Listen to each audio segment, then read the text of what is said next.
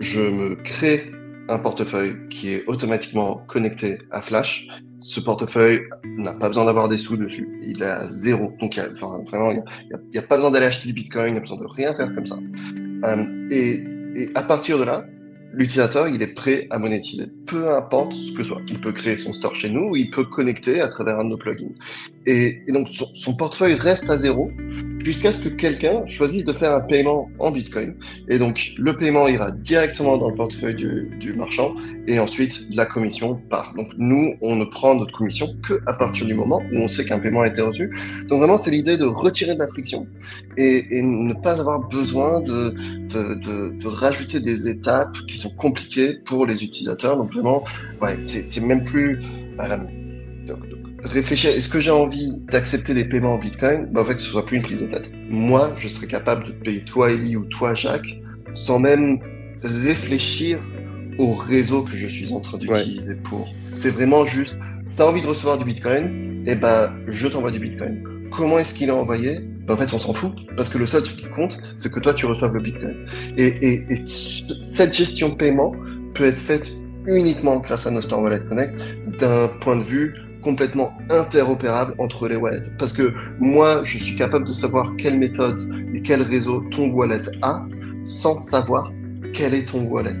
Le concept de on ne touche jamais l'argent de l'utilisateur et on n'a pas besoin de vérifier l'identité de l'utilisateur. Mais le problème, c'est que à des sphères plus hautes de gestion d'argent et de paiement, le concept de custody, en fait, Hmm. ils y réfléchissent même pas. Parce que il est tellement normal que ce soit des fonds, que ce soit des biens que je détiens, en fait, ils soient détenus par quelqu'un d'autre. Et donc, c'est un shift gigantesque. Mais bon, je pense que c'est le genre de bataille sur le long terme qu'on va gagner. Parce que, une fois plus, si tu détiens pas les fonds des gens, t'as pas besoin de vérifier leur identité. Voilà, bonjour à tous. Aujourd'hui, on reçoit Pierre Corbin, entrepreneur très actif dans l'écosystème Bitcoin, dont le visage vous est sans doute familier. On est nombreux, en effet, à l'avoir découvert à travers son fameux documentaire The Great Reset and the Rise of Bitcoin, via le Bitcoin Film Fest aussi, qu'il a cofondé, ou par le biais des articles qu'il a publiés dans Bitcoin Magazine. Alors Pierre investit désormais toute son énergie dans le développement de solutions pour booster l'adoption de Bitcoin, et ça passe bien sûr par les paiements. Aujourd'hui, Pierre nous fait découvrir une nouvelle solution assez révolutionnaire sur Lightning. Ça s'appelle Flash et ça s'appuie intelligemment sur le standard Noster Wallet Connect pour proposer à tout type de commerce de nouvelles fonctionnalités de paiement très pratiques. On va voir tout ça en détail. Pierre, bienvenue à toi. On est ravis de t'accueillir sur Bitcoin for Business. Comment vas-tu? Bonjour, bonjour. Merci de m'accueillir. Je suis content d'être là et ça va super. Super. Écoute, je vais passer la main à Ellie sans conteste l'expert en la matière entre nous deux. À ce propos, petit message à l'attention de tous ceux qui ne l'auraient pas encore fait. Téléchargez le dossier super complet Bitcoin et Lightning pour les entreprises qu'Ellie a publié il y a quelques mois. C'est très complet. Jetez un coup d'œil aussi à son cours en ligne gratuit sur le même thème. C'est sur Plan B Network. Et ne manquez pas la vidéo de la conférence qu'il a donnée il y a quelques mois. Elle plaît beaucoup, cette vidéo, parce qu'elle fournit les clés de compréhension de ce qu'Ellie appelle l'économie haute fréquence, cette révolution du commerce provoquée par Bitcoin. Vous allez trouver tous les liens parmi les notes. Voilà. Je vous laisse la main. Pierre, j'attends avec impatience ta démo de Flash et puis cette cartographie aussi que vous nous présenterez des technologies, produits et services qui voient le jour sur ce marché en plein essor des paiements sur Bitcoin. Ça permettra, je crois, au plus grand nombre de se repérer un petit peu dans cet univers en pleine expansion. Ellie, je te laisse la parole. Merci Jacques. Nous allons parler aujourd'hui de e-commerce et comment faire pour prendre des paiements en Bitcoin avec la solution Flash. Pour commencer, je vais très rapidement introduire la solution. Flash, c'est une solution très simple pour le commerce en ligne pour accepter les paiements en Bitcoin. Cette solution supporte tout type d'e-commerce, des produits physiques, digitaux, des souscriptions, des paywalls, des widgets, etc. Si on devait résumer très simplement cette solution, peut-être un peu trop simplement, on parlerait d'un bouton de paiement qu'on peut rajouter sur son site d'e-commerce sans aucune complexité de mise en œuvre, c'est-à-dire no code ou low code. Les fonds vont transiter directement du client au marchand et à aucun moment, la solution Flash ne contrôle les fonds. C'est-à-dire qu'on est à 100% self-custodial. Flash apporte donc un modèle simple et innovant, c'est-à-dire que le merchant reversera automatiquement la commission après chaque transaction vers Flash. Mais à aucun moment, Flash ne contrôle les fonds. J'ai une petite animation pour vous résumer tout ça. Imaginons que je suis un consommateur et que je me balade sur Internet. Je découvre un site Internet avec des produits qui m'intéressent. Au moment de payer, je vois un bouton de paiement payer en Bitcoin. Dans ces cas-là, je peux dégainer mon wallet Bitcoin, faire le paiement en Bitcoin Lightning directement vers le marchand sans intermédiaire. Et une fois ensuite le paiement effectué, grâce à la connexion Nostr Wallet Connect, la commission du service Flash sera reversée automatiquement entre le portefeuille du marchand vers Flash. Pierre, veux-tu nous donner quelques petites explications à haut niveau? Bien entendu. Donc, c'est-à-dire que Flash, on est vraiment juste un intermédiaire technologique de software. Donc, nous, ce qu'on fait, on, on s'occupe de faire juste une communication entre les wallets. Et donc, l'utilisateur va connecter son portefeuille à Flash. Et à partir de là, nous, on est capable de communiquer avec. Et donc, on va envoyer un message au portefeuille en lui disant de soit créer une requête de paiement, soit faire un paiement, enfin, soit trouver toutes les transactions. Il y a plusieurs options qu'on est capable d'utiliser pour interagir avec le portefeuille. Et donc, dépendant du moment où on est dans la transaction et la phase de l'achat du consommateur, alors on va utiliser une des deux méthodes. Généralement, ça va être créer une demande de paiement. Donc, ça va être un code QR, un invoice Lightning en Bitcoin. Et après, pour la commission, on utilisera une autre méthode qui permettra de faire le paiement. Et donc, ça permet à l'utilisateur de tout simplement utiliser Flash comme voilà, une plateforme software où il connecte son wallet et il est capable tout simplement de rajouter des fonctionnalités business à son wallet. Très bien. Alors, je vais justement montrer quelques exemples, puisque en fait, toi, tu ambitionnes quelque part de devenir le Stripe des paiements en Bitcoin. Donc, typiquement, avec ta solution ou un Stripe, l'idée, c'est de pouvoir en fait rajouter des boutons de paiement personnalisés au site e-commerce. Par exemple, aussi, pouvoir rajouter à son site e-commerce existant sur Shopify, WooCommerce ou Wix, avec le mécanisme d'un plugin, la possibilité d'avoir un bouton de paiement en Bitcoin, en plus des boutons de paiement existants, typiquement en euros, dollars, etc. En termes de visuel, voilà ce que ça pourrait donner. Alors là, c'est un exemple d'un magasin d'e-commerce, on achète des chaussures, et effectivement, on peut avoir un bouton pour acheter en Bitcoin. Un autre exemple visuel, ça serait pour un système de souscription. On pourrait avoir un service sur lequel on voudrait prendre un abonnement. Et dans ces cas-là, avec Flash, c'est possible de le faire.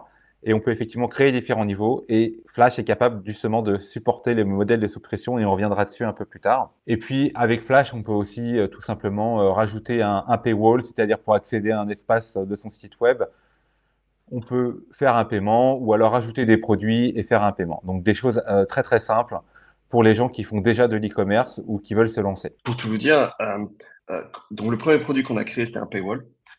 Et quand on l'a créé, on l'avait même créé sans possibilité de recevoir une commission. C'était vraiment, est-ce qu'on est capable de le faire? La commission, c'est venu derrière, après qu'on s'est rendu compte, en fait, on est capable, voilà, comme tel que fonctionne un peu Mastercard, donc avoir cette capacité de débit direct. Mais au début, quand Nostr Wallet a commencé, et nous, on était une des premières applications à vraiment se lancer dans Nostr Wallet Connect, eh bien, c'était un système auquel on n'avait pas réfléchi et personne ne réfléchissait, à me dire.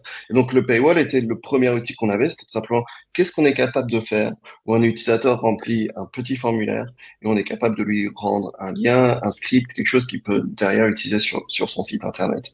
Et tout simplement, au fur et à mesure qu'on avançait, ben, on s'est dit, bah, si on a fait un paywall, et ben, en fait, on peut faire la même chose en lien de paiement. Donc, si j'ai une facture que j'envoie à quelqu'un et avec la facture, je lui envoie aussi un lien qui lui permet de faire ce paiement directement. Donc, tout simplement, on a commencé à rajouter des fonctionnalités peu à peu. Non, mais c'est super et je trouve que ça étoffe beaucoup en fait les cas d'usage de paiement. Et au lieu de faire les choses manuellement, on vient automatiser des choses qui existent déjà par ailleurs dans le monde fiat, mais qui n'étaient pas forcément toujours faciles ou possibles à faire dans le monde Bitcoin. Bah, surtout que dans le monde fiat, pour toutes ces choses-là, si on pense à Stripe, Stripe, ils détiennent les fonds de l'utilisateur, n'est-ce pas? Si j'ai un magasin en ligne et j'utilise Stripe pour monétiser, eh bien, le paiement, il va pas dans mon compte bancaire, il va à Stripe. Et ensuite, je peux le retirer, n'est-ce pas? Et donc, parce qu'ils détiennent ces fonds, euh, même si c'est pendant 2 semaines ou quoi, ils sont donc custodiens, hein, je sais pas si ça se dit vraiment en français, à vrai dire, mais voilà. Et ils détiennent les fonds de l'utilisateur. Et donc, il faut faire une vérification d'identité, une vérification du business, parce que c'est des choses, ils ont des process derrière qui sont obligés de faire, parce qu'ils détiennent ces fonds-là, ils doivent faire en sorte que quand ils renvoient ces fonds ailleurs, eh ben, il n'y a pas de financement illégal, de blanchiment d'argent, etc. Chose que nous, on n'a pas besoin de faire, parce qu'on ne détient jamais les fonds de l'utilisateur. Et donc, là où ça change énormément de choses, c'est dans cette idée en fait, je suis capable de commencer en juste quelques minutes. Et je pense que c'est ça un peu le point qui fait en fait la grosse différence entre Flash et puis une plateforme de paiement standard du monde flat. Tout à fait. On reviendra là-dessus, mais pour moi, c'est vraiment revenir à l'éthos de Bitcoin qui est des paiements de pair à pair. Et pair à pair, ça ne veut pas simplement dire entre individus, ça veut dire aussi entre individus et des commerces. Donc, en termes de segments, on a évidemment tout ce qui est e-commerce. Hein. Donc, si vous avez déjà un e-commerce, vous faites déjà de la vente en ligne, vous pouvez rajouter un paiement Bitcoin. Vous êtes un créateur de contenu, votre contenu, vous voudriez le monétiser ou le monétiser déjà et vous souhaitez avoir un paiement en Bitcoin, c'est possible. Vous pouvez vous lancer super rapidement et on verra tout à l'heure dans la démo. C'est vraiment super facile de vendre des choses sur Internet avec Flash. On se crée un compte et puis on rajoute des produits et voilà, on a un lien et c'est super rapide. Avec Flash, on peut faire ce qu'on appelle les marketplaces. Hein, donc, on peut mettre en relation des gens, on peut faire des jeux, des réseaux sociaux. L'intérêt, c'est que avec Flash, on va pouvoir en fait avoir un modèle de commission. Donc, quelqu'un peut avoir un modèle économique où il est intermédiaire, il met des choses ou des gens en relation et il peut effectivement prélever une commission. Un autre avantage de Flash, comme tu l'as expliqué tout à l'heure, c'est que comme les fonds ne transitent pas par Flash, il y a beaucoup de gens qui sont hésitants à mettre en place des modèles d'affaires ou des nouveaux modèles d'affaires pour lesquels, en fait, aujourd'hui, ils seraient contraints de détenir les fonds des utilisateurs, ce qui, dans certaines juridictions, les contraindrait à devenir prestataires de paiement, ce qui sont des choses qui sont complexes à mettre en place. Il faut effectivement avoir des réserves, il faut passer des agréments, etc. Et puis, effectivement, dernier segment, ce sont les commerces physiques. Si on regarde les typologies de vente, donc là, c'est facile, hein, on vend en ligne des produits, des services, du contenu. Il y a tout ce qui a à voir avec les cagnottes, les soutiens, les pourboires, etc. Donc, il y a pas mal de choses où on peut avoir des paiements optionnels et avoir un petit bouton très simple pour pouvoir prendre des paiements Bitcoin, surtout des micro-paiements, c'est tout à fait possible avec Flash. Tous les modèles économiques qui ont besoin de mettre en relation des gens et de prélever une commission. Évidemment, les modèles de micro-paiements, puisque Lightning est super rapide et est capable de faire des paiements de très, très, très petite taille. Donc, le micro-paiement, c'est possible et c'est vraiment ouvrir beaucoup de nouveaux modèles économiques. On peut faire du paiement en continu, c'est-à-dire on ouvre un canal de paiement et puis tant que la connexion n'est pas fermée, le paiement peut se faire au fur et à mesure. Donc, on peut imaginer streamer du contenu audio, vidéo, mais ça peut être aussi tout simplement du paiement en continu pour avoir accès à des espaces en ligne. Donc, paiement à l'usage, évidemment. Et puis, si on veut payer pour avoir accès à des ressources, par exemple des machines, hein, des IA, des machines intelligentes, c'est tout à fait possible. Et puis évidemment, on peut aussi faire de la vente en physique. Hein, donc on a un magasin et on veut avoir un terminal pour pouvoir prendre des paiements. Et en termes de géographie, on est mondial et on est natif à Internet, donc il n'y a pas spécialement de limitation. Bon, je suis forcément très d'accord avec cette segmentation-là. Je pense en fait les use cases sont quasi infinis pour différentes raisons, on va dire. Je pense la géographie, déjà, c'est un point qui est quand même assez important parce que forcément, on est mondial. Donc, c'est-à-dire que aujourd'hui, eh ben, il va être très difficile pour moi de vendre des produits, par exemple en Afrique, ou si je suis africain, de vendre des produits à l'étranger. Et la raison, c'est parce qu'en fait, bah, nos systèmes de paiement sont extrêmement déconnectés, ou dans le monde africain aussi, ils sont extrêmement limités. Et je sais pas si je prends l'exemple du Nigeria, il est très difficile de recevoir une carte de crédit, une carte de débit, telle que nous on a l'habitude d'utiliser. Et si on est capable d'en avoir une, alors généralement c'est une carte de débit qui permet de faire des paiements uniquement au Nigeria. Ce qui forcément est extrêmement limitant. Alors que là, avec le Bitcoin, eh ben, en fait, on est capable de vendre partout dans le monde. et donc natif à Internet tel que tu l'as bien dit. Et puis la partie des micro-paiements, bon, il est encore un peu tôt, n'est-ce pas? C'est quelque chose, le monde des paiements traditionnels n'est toujours pas à jour. Enfin, c'est de la technologie quand même très très neuve. Mais donc, nous, forcément, on fait des micro-paiements chez Flash. Rien que notre système pour prélever la commission, c'est un micro-paiement. Parce que quelqu'un peut recevoir un paiement de 3 euros. Et nous, on va quand même être capable de prendre notre commission de 1,5% instantanément payée chez nous. Donc, il n'y a pas d'intermédiaire. Euh, les utilisateurs détiennent leurs propres fonds, mais on est quand même capable d'automatiser des micro-paiements. Euh, ouais, enfin, je pense que c'est quelque chose, même si on réfléchit l'utilisation qu'il y a pour les intelligences artificielles et même ce qui se fait aujourd'hui dans le monde Bitcoin autour de faciliter des paiements pour des API, enfin ce genre de choses-là pour que les développeurs soient capables de payer automatiquement, eh bien, ça n'est même pas à ce niveau-là de technologie qui est l'automatisation de micro-paiements où l'utilisateur détient uniquement ses fonds et on fait des paiements pair à pair. Enfin, bon, je pense, les usages qui peuvent en découler sont juste enfin, gigantesques et on n'a même pas vu le début encore. Je voudrais juste rebondir sur ton cas d'usage. Tu parlais du Nigeria. Tout à l'heure, on parlait de Stripe. Si vous êtes dans certaines géographies, comme en Afrique, vous avez un compte Stripe, faites peut-être une vente en ligne en dollars, mais vous ne pouvez pas récupérer les dollars, puisqu'il faut que Stripe se connecte à votre banque. La connexion se fait mal ou inexistante, et vous n'êtes jamais détenteur de vos fonds. Si vous êtes un fournisseur et que vous voulez vendre à l'international et que vous êtes basé en Afrique, avec Bitcoin, vous détenez les fonds vous-même, vous n'avez pas d'intermédiaire, et donc ça permet en fait de fluidifier beaucoup ce genre de cas d'usage. Ce que je comprends et qui m'intéresse pas mal là, c'est que cette émission qu'on est en train d'enregistrer, bon, elle est gratuite, mais si on souhaitait la rendre payante un jour et qu'on disait, bon voilà, l'ensemble de l'épisode vaut peut-être 1 euro, 2 euros, 5 euros, je ne sais quoi, eh bien, on pourrait permettre à la personne qui le visionne de payer pour les secondes qu'il ou qu'elle consomme. Et nous, on pourrait être rémunérés, les 3 participants que nous sommes, pourrions recevoir un flux de sats en direct dans nos wallets respectifs, c'est ça? C'est déjà le cas. On a déjà des paywall vidéo. Nous, ce qu'on a déjà créé et qu'on a déjà fait vraiment le proof of concept, et une fois de plus, c'est disponible en prod chez nous, c'est la création, de la même façon qu'on crée un paywall. Donc, c'est vraiment juste, il faut connecter son wallet à Flash, on remplit un petit formulaire assez basique, il faut donner juste la ID HTML de l'élément vidéo sur le site internet où on va rajouter le script. Donc, ça génère un script. Et puis, en tant qu'utilisateur, moi, je peux juste rajouter un intervalle. Donc, je peux dire toutes les 10 secondes, par exemple, toutes les 60 secondes, peu importe. Et ben, la vidéo, elle joue. Et au bout de 10 secondes, il y a un paywall qui arrive dans la vidéo. Et puis, il faut payer ce paywall-là. Exactement. Ça interrompt l'expérience. Et à ce moment-là, donc, je sais pas, par exemple, l'exemple que moi, je donnais toujours par rapport à ce produit-là, c'est, sur YouTube, on peut louer des films. Et pour louer le film, il faut louer le film en entier. Ça coûte, je sais pas, 5, 6 euros. Quelque chose en genre. Eh bien, ce que YouTube pourrait faire, c'est rajouter au fait un système de paywall qui fait que quelqu'un est capable de regarder les 10 premières minutes gratuitement ou même après avoir payé juste pour ces 10 premières minutes-là. Et après 10 minutes, ça se pose et l'utilisateur peut choisir. Est-ce que j'ai envie de payer pour regarder la suite ou pas?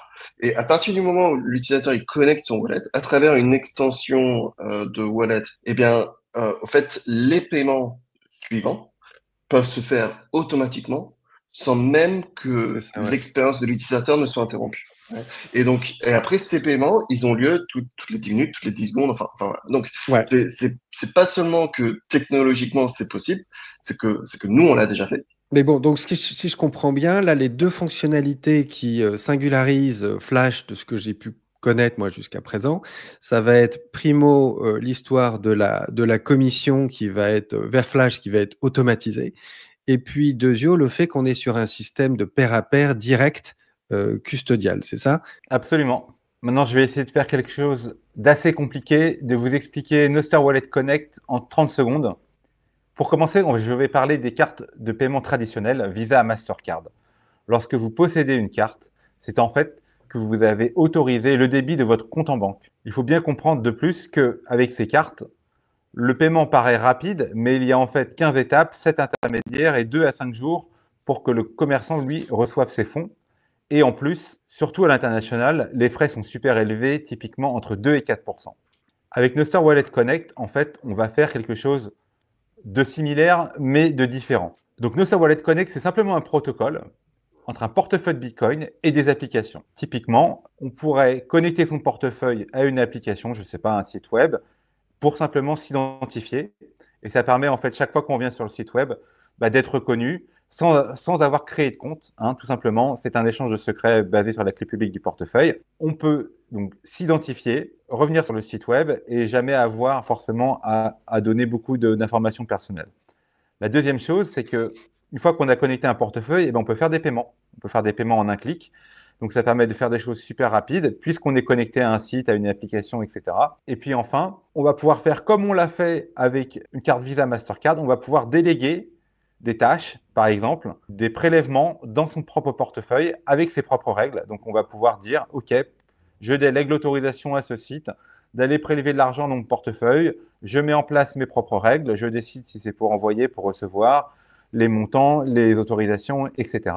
Et puis, je ne sais pas si on aura le temps d'en parler, mais il y a aussi des capacités pour faire des choses qui sont asynchrones. C'est-à-dire que quand tout le monde n'est pas connecté. C'est exactement tel que tu l'expliques. Je pense, si je peux rajouter juste des précisions, ce qui est... Bon, donc toi, tu as écrit identification de l'utilisateur, ce que je pense que c'est la bonne façon de présenter ça. Mais réellement, c'est une identification du portefeuille de l'utilisateur. Donc, l'utilisateur reste anonyme avec la plateforme sur laquelle il connecte son portefeuille. C'est son portefeuille qui est connecté à l'application. Donc ça, c'est quelque chose qui est assez intéressant parce que ça permet de faire justement des applications qui, en fait, n'ont besoin d'aucune information utilisateur. Ce qui, je pense, c'est point positif, c'est point négatif. Tout dépend du use case et ce qu'on a envie de faire. Mais c'est une distinction assez importante. Pour faire un comparatif avec la partie qui est les cartes de paiement traditionnelles, c'est que Nostr Wallet Connect n'a pas de frais. Ouais.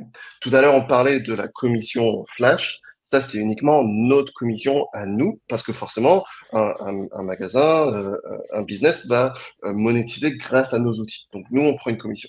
Mais Nostr Wallet Connect en soi, tel que l'a montré là-dessus, ça n'a pas de frais. C'est juste les frais qu'utilisera le réseau Lightning ou le réseau Liquid, enfin bref, peu importe. Mais la technologie qui sera utilisée pour faire des paiements peut avoir des frais, mais ce sont les frais qui sont vraiment propres à son protocole qui sont extrêmement basses.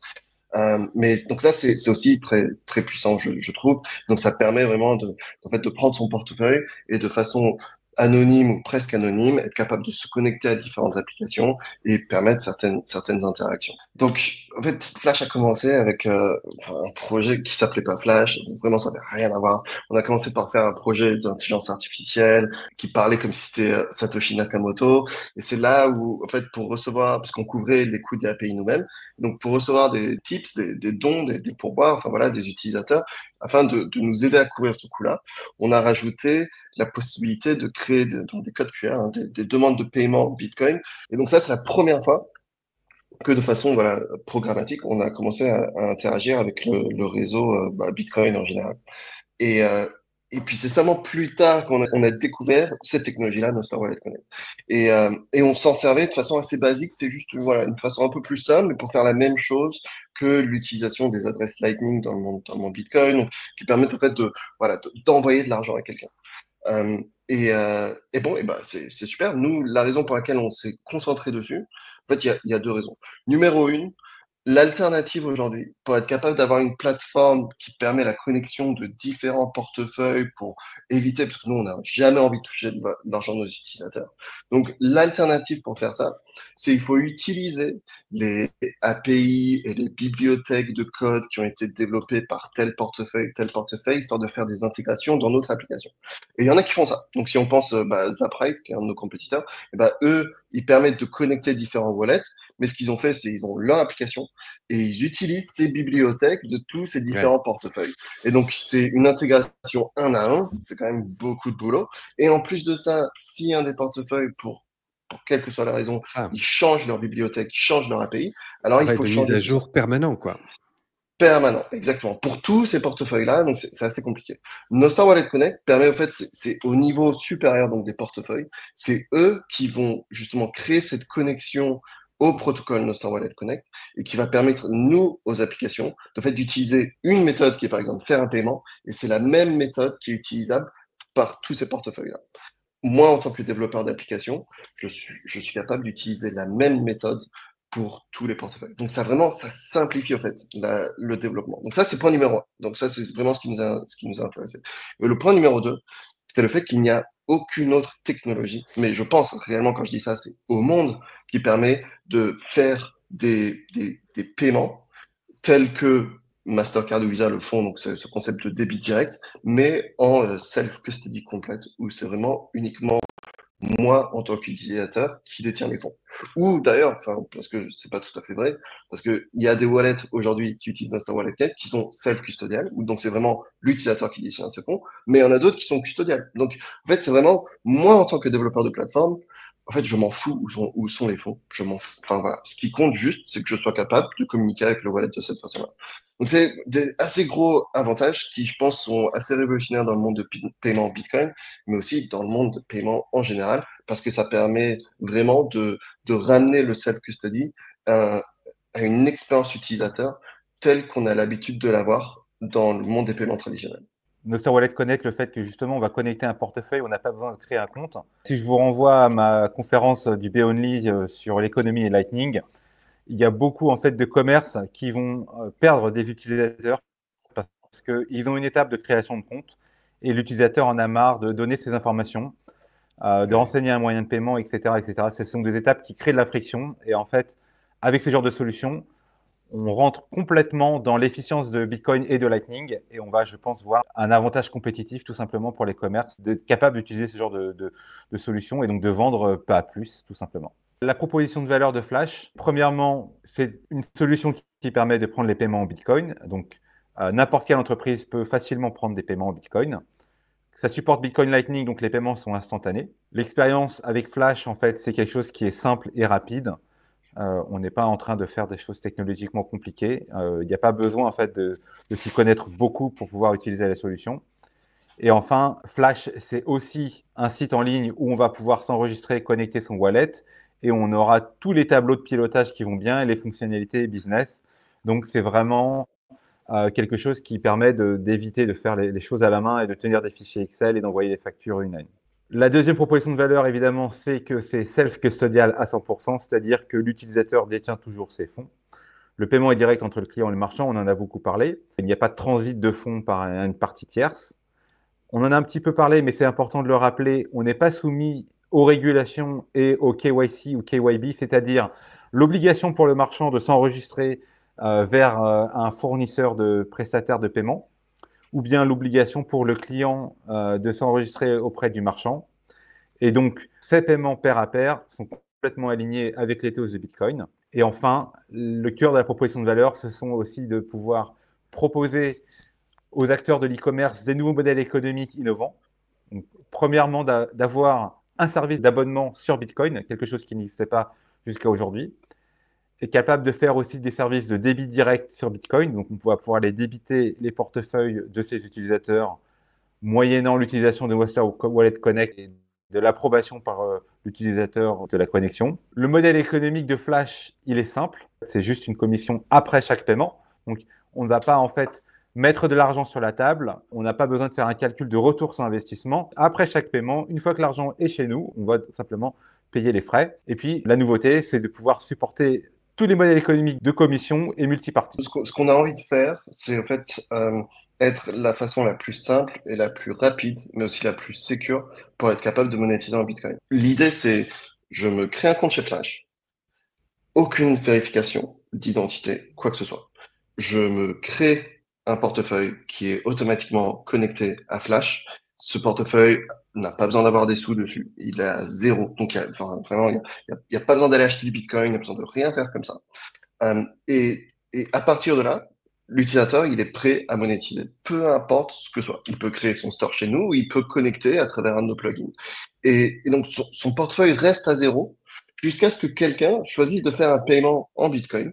Et donc, le paiement ira directement dans le portefeuille du marchand et ensuite, la commission part. Donc, nous, on ne prend notre commission que à partir du moment où on sait qu'un paiement a été reçu. Donc, vraiment, c'est l'idée de retirer de la friction et ne pas avoir besoin de rajouter des étapes qui sont compliquées pour les utilisateurs. Donc, vraiment, ouais, c'est même plus...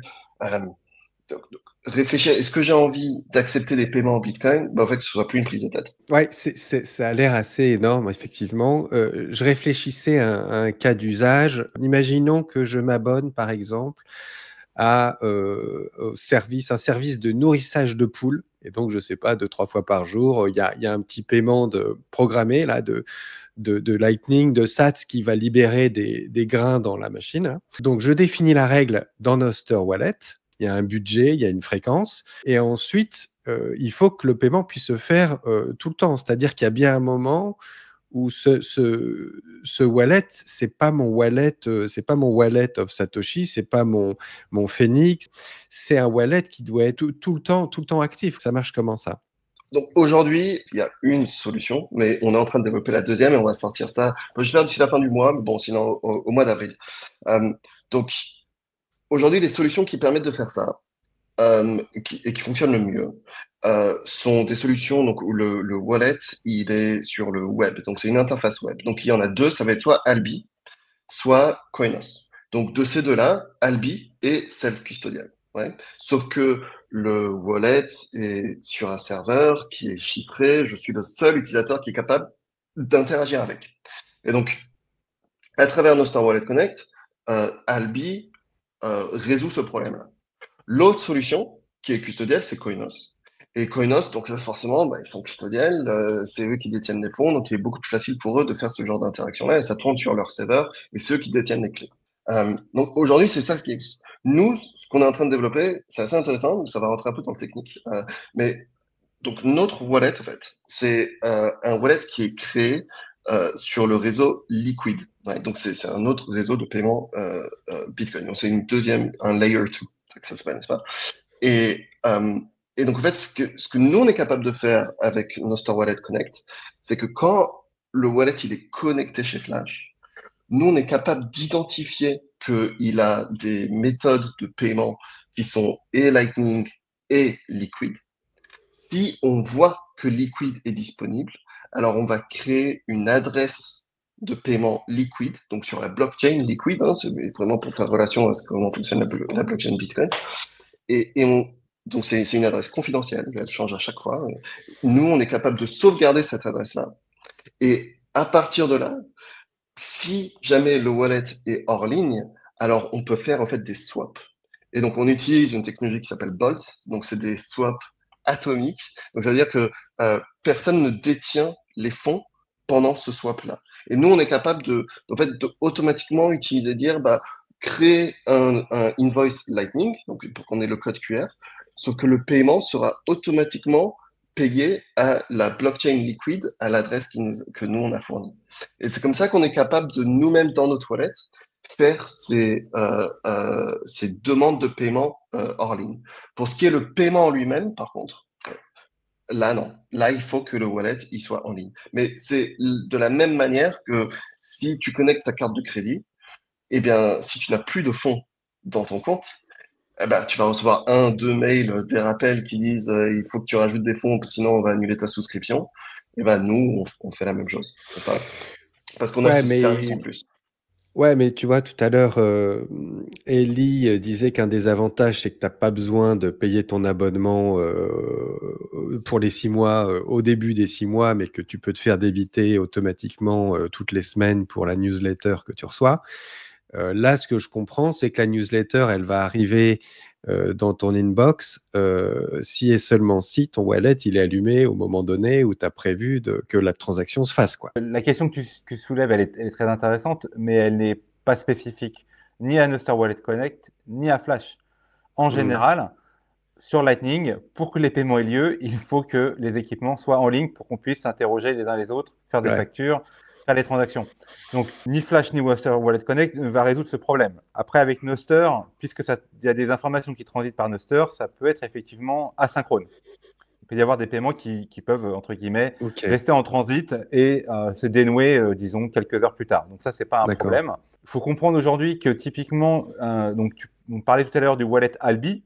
Donc Albi, c'est quelque chose que tu peux avoir chez toi en tant que Bitcoiner. Tu as ton nœud Bitcoin et dessus, tu fais tourner un nœud Lightning et tu as ton wallet Lightning qui est toujours connecté puisque c'est à la maison.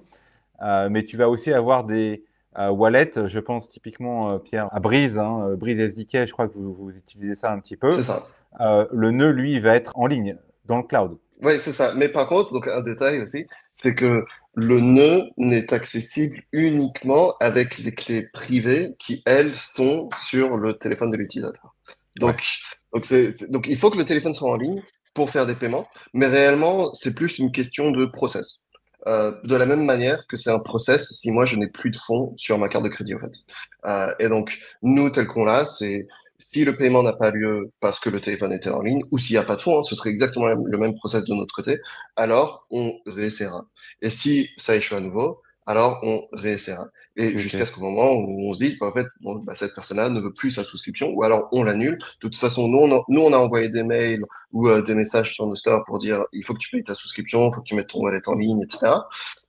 Et puis à partir de là, bah, nous, donc on a le process qui annule la souscription. C'est une nouvelle façon de fonctionner et je pense qu'on est qu'au tout début et de plus en plus, il existe des méthodes pour réveiller les téléphones.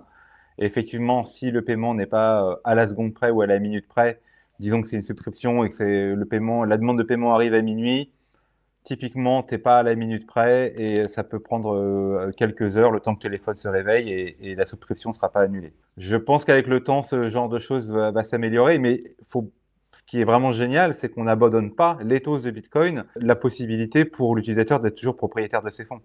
C'est ça qui est génial, c'est qu'on construit un monde qui ressemble au monde existant et en plus, on fait un monde nouveau qui est plus désirable. Super. Alors, on a beaucoup parlé, on a trop parlé, et donc on va passer au moment le plus intéressant de la vidéo, c'est-à-dire la démo.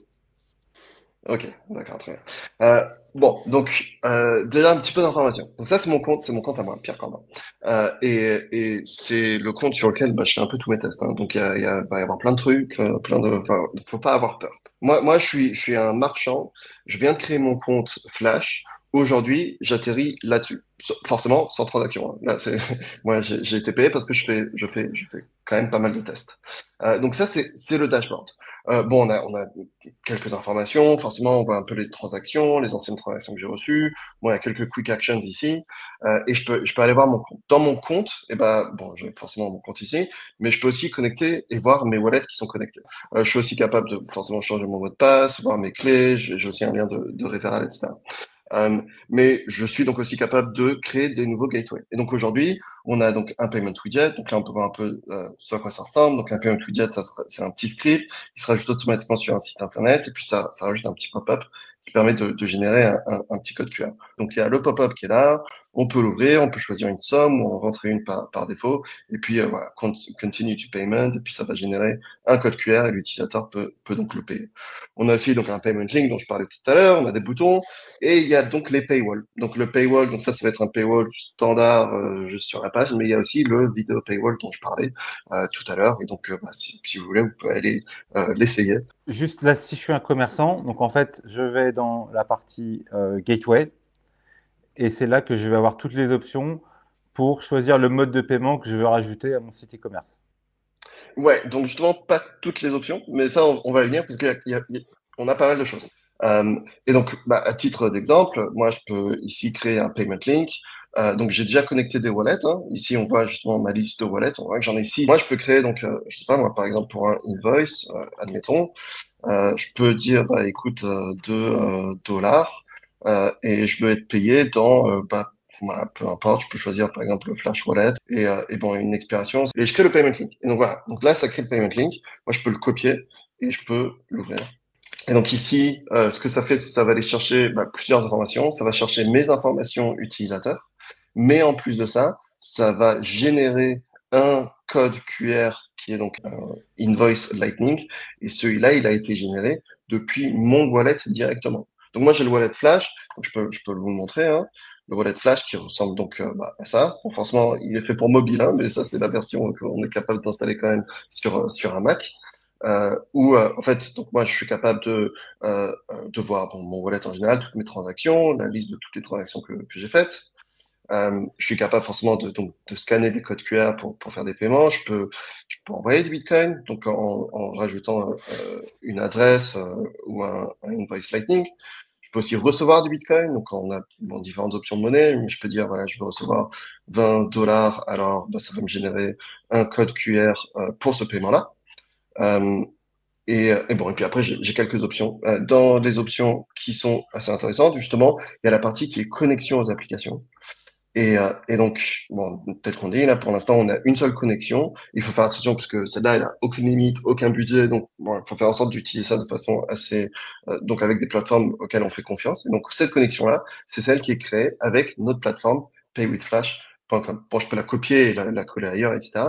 Mais ça, c'est la partie, disons, qui fait la connexion entre mon wallet et mon application. Ce qui est assez intéressant. Au début, quand tu nous as présenté l'interface là, avec les différents wallets, tu nous as dit que tu te mettais dans la peau d'un commerçant, d'accord?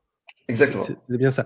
Donc, pour quelle raison le commerçant aurait besoin de plusieurs wallets? Tout dépend des use cases. Donc, il peut y avoir, par exemple, un wallet sur lequel, en fait, une gestion de budget ou bien une gestion de magasin. Par exemple, je suis capable d'avoir plusieurs point of sale, n'est-ce pas, qui me permet d'accepter des paiements en physique. Et donc, ce que je pourrais faire, c'est en avoir donc chaque magasin qui a mon point of sale, bah, les paiements seront reçus dans un wallet différent. D'accord. Ok. Donc ça c'est un des use cases qu'on a. Ou bien ça peut être, je sais pas, moi je gère différentes solutions de paiement pour un client qui a des magasins en ligne, en personne, une partie qui gère disons plus la partie média, je sais pas, un blog payant. Et ben vu que ce sont en quelque sorte des départements différents, et ben peut-être ces paiements devraient aller dans des comptes Ah, différents histoire d'accord. de gérer, Pour gérer bien ça distinguer plus. les flux, quoi. Ok. Je pense que le cas d'usage, c'est effectivement de pouvoir ségréguer les flux. Et il faut bien comprendre que si tu as un Albi Hub aujourd'hui, tu peux en fait, à partir d'un même super wallet Lightning, un wallet générique, tu peux créer différentes connexions et tu pourrais créer des connexions avec Flash et t'en créer une pour un wallet que tu vas nommer, je ne sais pas, je vends des colis de quelque chose. Et là, tu vas pouvoir gérer tous tes flux de trésorerie entrée-sortie pour ta vente de colis d'un certain type. Et de l'autre côté, tu peux très bien avoir du contenu. Je sais pas, tu fais de la musique et tu la publies et tu peux créer un autre sous-wallet dans un Ouais. wallet principal. Et donc, ce sont des choses aujourd'hui que, honnêtement, même dans un compte en banque fiat classique, tu peux pas faire. Mm. Tu es obligé de créer autant de comptes en banque, etc. Il faut demander la permission, ça prend du temps, etc. Là, tu vois toute la puissance en fait de l'écosystème qui commence à se réveiller et c'est super intéressant. Tu viens de nous montrer ce wallet Flash, Ouais. qui est un wallet Noster Connect, donc qui permet de définir des règles, des montants maximum, des plafonds et puis des fréquences, des choses comme ça. Ça, là, on est plus dans la peau du client là maintenant, ou on est toujours Bah, ouais, donc justement, nous, notre wallet, le but est qu'en fait, il a plusieurs raisons d'être.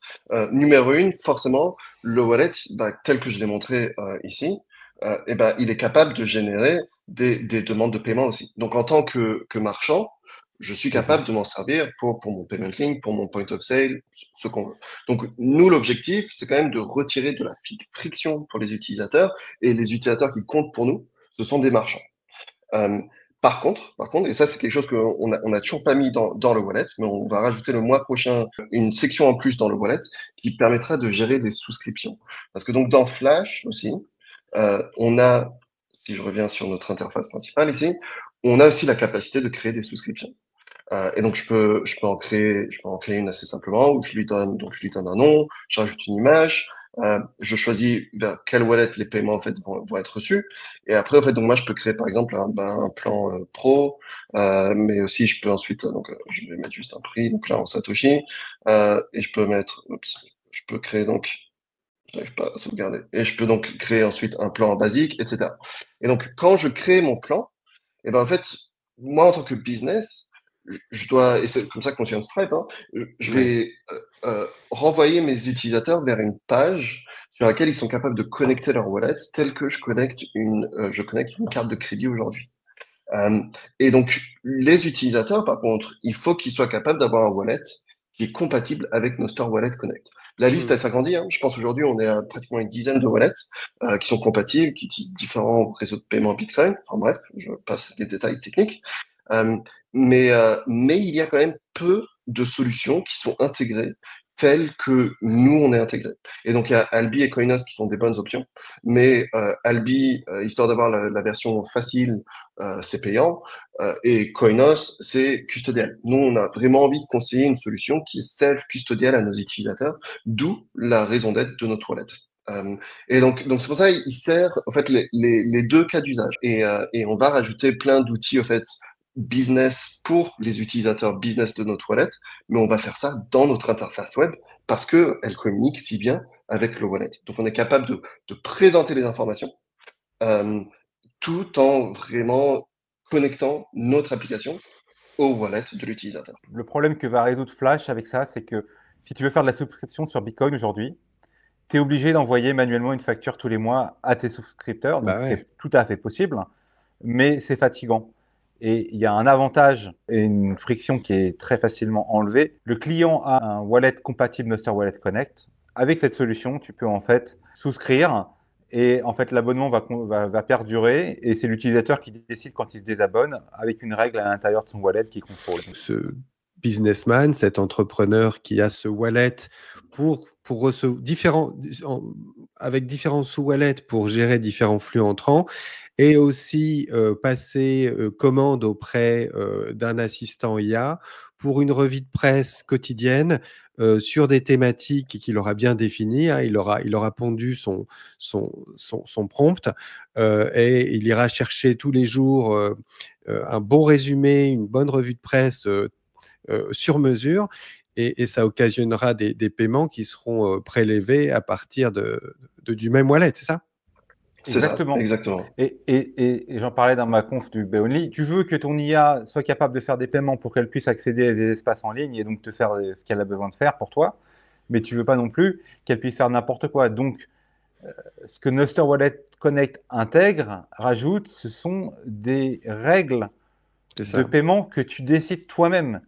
Moi, quand je vais sur mon compte en banque, je n'ai pas beaucoup de règles de paiement. Je peux juste changer peut-être mon plafond de virement. Mais je ne peux pas faire des règles fines.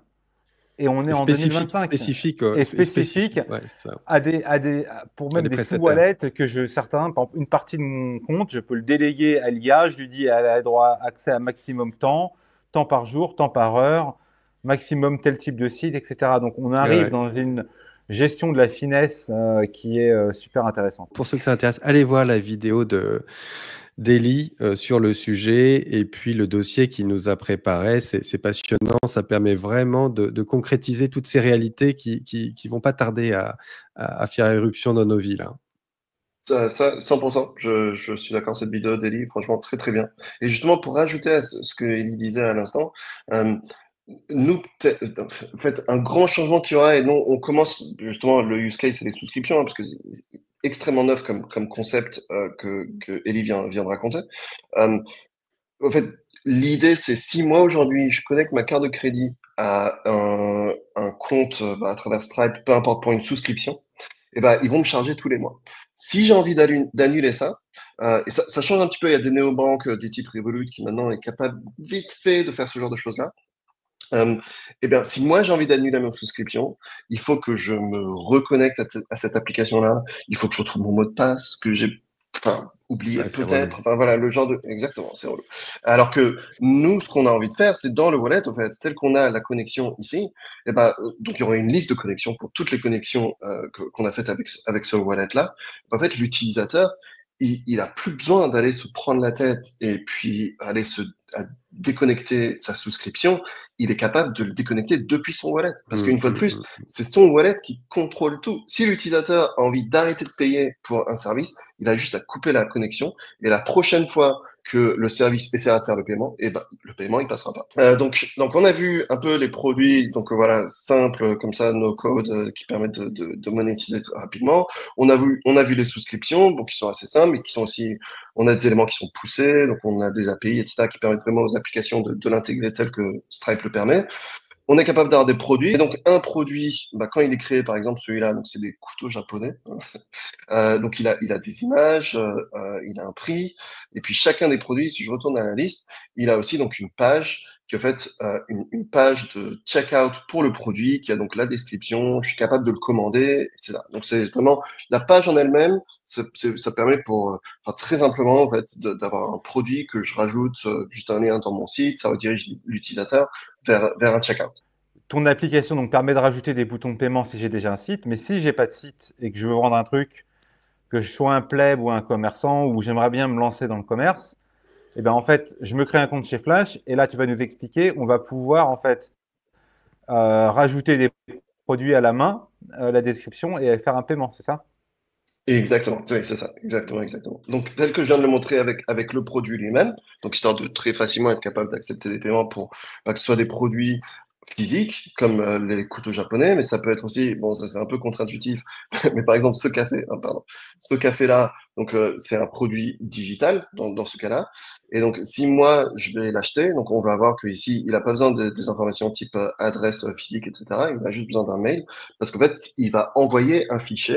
Donc on a des gens qui vendent de la musique, par exemple, à travers Flash, parce ils ont mis une de leurs chansons chez Flash, ils ont connecté ça à leur wallet, et donc quelqu'un est capable d'acheter leur chanson à travers Flash, et ils recevront par mail le fichier à télécharger.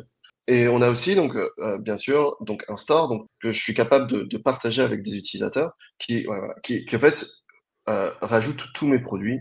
Et donc tous ces produits-là, je peux les rajouter voilà, dans mon carte. Je peux en rajouter plus si je veux. Et après, je peux passer au checkout où je remplis mes informations et je passe au paiement. Donc très simple à utiliser. Et puis donc ces mêmes produits peuvent être ajoutés aussi à un point of sale. Donc le point of sale, il peut être assez simple. Donc par exemple là, une fois de plus, j'ai ma liste de wallets. Hein. Je peux choisir par exemple Flash Wallet et je dis j'ai envie de recevoir, je sais pas, 5 dollars, admettons.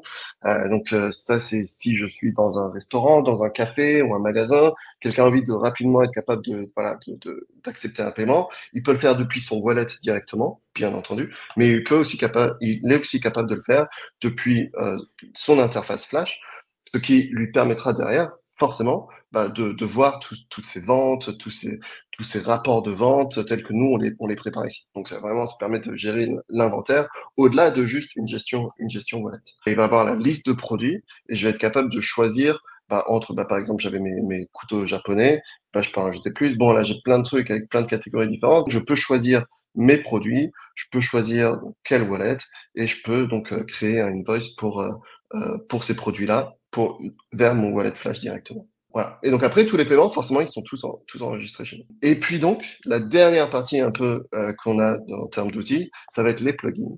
Où aujourd'hui, donc si moi j'ai un magasin WooCommerce, eh ben, je peux juste venir chez Flash, je peux télécharger le plugin, je choisis mon wallet et je génère une clé API. Et donc, je peux installer ça directement. On a la même chose pour Shopify. Donc, Shopify, bon, ça se fait à travers un appel. Hein. Je peux pas juste installer le plugin. Donc, il faut qu'on le fasse avec l'utilisateur. Donc, ça met 10 minutes, un quart d'heure. Et donc, on donne l'option à l'utilisateur de book un appel avec nous. Et on est sur le point de lancer Wix. On est sur le point de lancer, donc on l'a pas ici, mais le prochain sur lequel on bosse, c'est pas BigCommerce, mais c'est OpenCart. Et on a envie justement d'augmenter cette liste-là. Donc ça, c'est ce qu'on a aujourd'hui. Bon, si vous êtes curieux, je peux vous montrer aussi les changements qu'on a pour la nouvelle application qu'on va lancer là dans les semaines à venir. Donc ça, c'est un peu exclusif. Hein, d'ailleurs, je pense que j'ai montré ça sur aucune autre plateforme. Donc, bon, là, c'est un dashboard, j'ai un compte différent, c'est une autre base de données, donc j'ai aucune transaction, hein, je suis pas capable de tout vous démo aujourd'hui. Mais donc, moi, on voit que j'ai créé mon compte, j'ai déjà fait quand même quelques étapes, donc j'ai créé mon compte, j'ai rajouté mon information, j'ai connecté un wallet et j'ai même déjà créé des gateways. J'ai toujours pas reçu de paiement. Mais donc, je peux voir, donc ça, c'est un peu, voilà, mon rapport sur mon dashboard. J'ai aussi forcément une page revenus et puis je suis aussi capable de voir donc tous mes wallets, qui est donc un wallet Coinos, un wallet Flash et puis un wallet Albi. Et donc, les trois sont disponibles pour moi. Et donc ici, on est capable de voir, donc je peux voir la liste de tous mes services actifs, mais on voit aussi les trois plus récents créés ici. Donc vraiment histoire de simplifier ça, parce que la plupart des utilisateurs qui vont venir chez nous, ils vont avoir par exemple juste un store ou un WooCommerce, etc. Et donc on montre les plus récents ici. Et donc là, moi, j'en ai créé un total de 4. Donc j'ai des payment links. C'est un peu la même chose que ce que j'ai montré tout à l'heure, sauf que donc avec une interface un petit peu différente, ça va récupérer mes informations utilisateurs et ça génère un code QR de paiement. Et on a aussi donc, si je reviens sur toute ma liste, on a aussi ici, j'ai par exemple un store. Donc par exemple, moi mon store, donc je l'ai appelé Jewelry Store, ok. Donc je lui ai donné un nom, j'ai rajouté un logo, j'ai rajouté une image de couverture.